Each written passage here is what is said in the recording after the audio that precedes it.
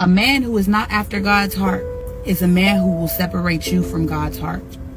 And sometimes we be so desperate to be in a relationship. This used to be me, so hungry and thirsty for physical relationships. But God used to be like, well, why is the relationship you have with me not enough?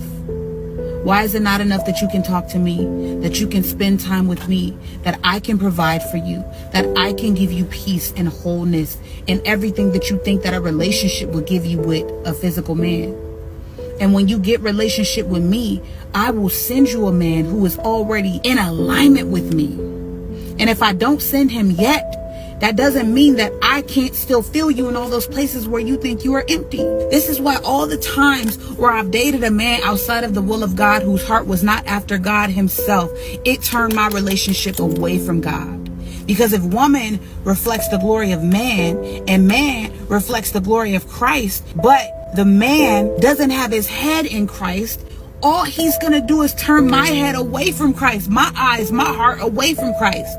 Therefore, when I go to serve him, I won't be serving Christ. When I submit to that man, I won't be submitting to Christ, because this is not a man who is submitted to Christ. So when you think about a woman submitting to her man, you submit to a man who submits to God, especially if you're a daughter in Christ. Otherwise, you're submitting to an idol. And for the women out there who are so gung-ho on being with a man because they don't want to be alone, and you think that you can convince that man to come to love Christ by how you love him, all he's going to do is separate you from God if he hasn't already done it. That man's mind has to already be on Christ.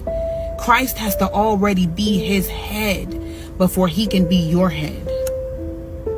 Think about that.